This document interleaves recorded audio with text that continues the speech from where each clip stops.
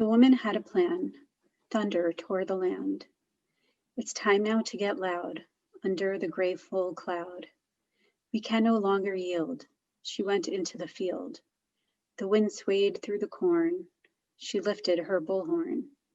The ears knelt to the ground. Her finger felt and found the button, and it cracked. The lightning broke, attacked.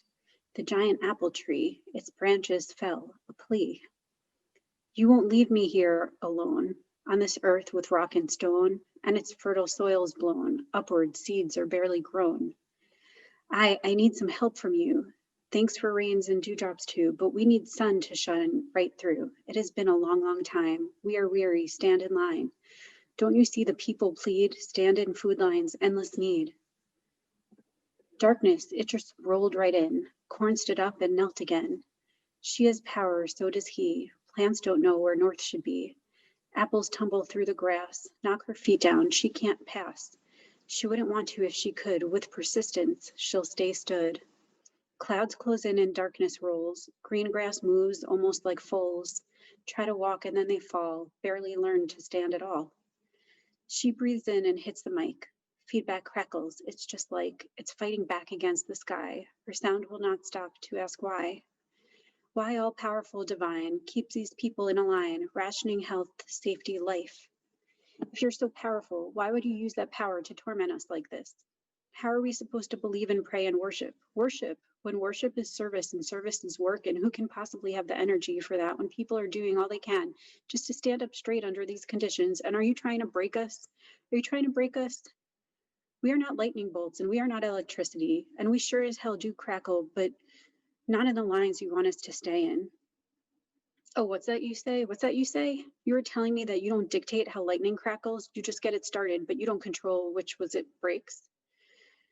And you're telling me it's the same thing with us. You just put us on this earth, and isn't it just enough that you created us? Why should you have to intervene when we mess up our own systems, our own lives, when we can't figure out how to even stand up? That's a cop-out. Cop-out. That's a cop-out. That's like saying that because you created a system or a creature, you have no responsibility to making sure it works as envisioned. That's like saying all you need to do is make something and walk away, and if it really hurts or destroys, if it has terrible consequences, then that's not on you, that's on the people who inherit it to make it okay.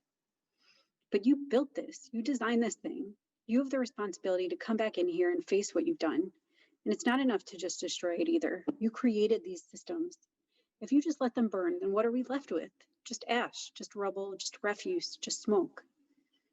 And then we have to rebuild from nothing. And now we have to stand up and stand in lines and starve and watch each other die when there is nothing to live for.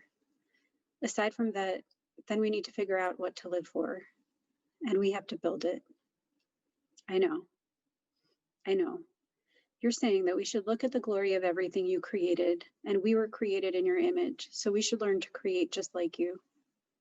But that's not fair. We don't have the same abilities as you. We can't elude physics, space, or time. We can't live forever. Oh my gosh, and now you're telling me that we have to figure out how to hand things down from one generation to the next, because even if individually we can't live forever, we can treat our species as one and look at ourselves like a blanket of time if we work together.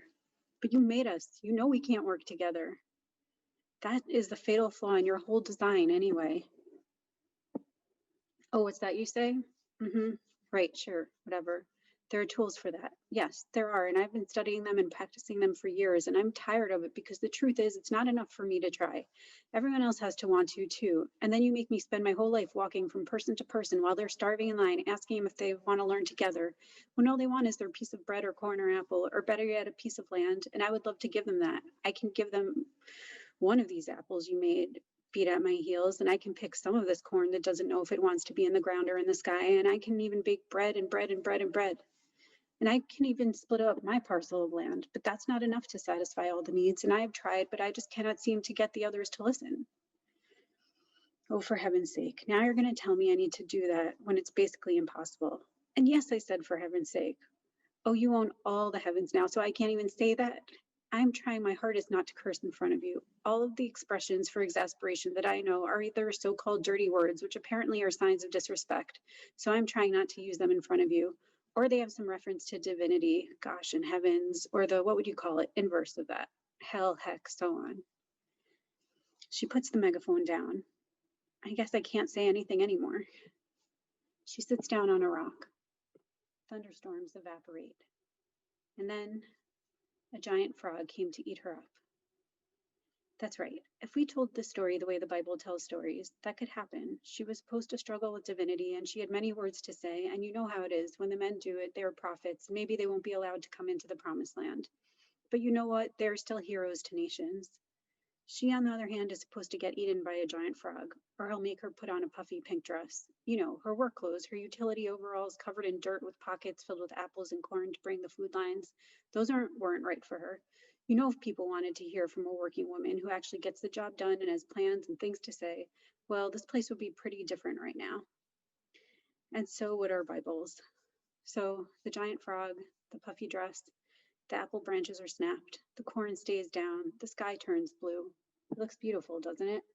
It's a beautiful day, isn't it?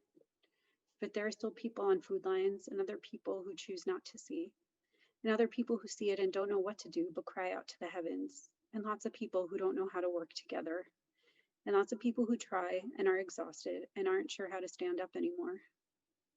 And the giant frog that a creator created and didn't seem to consider the unintended consequences. That frog is eating everything in sight.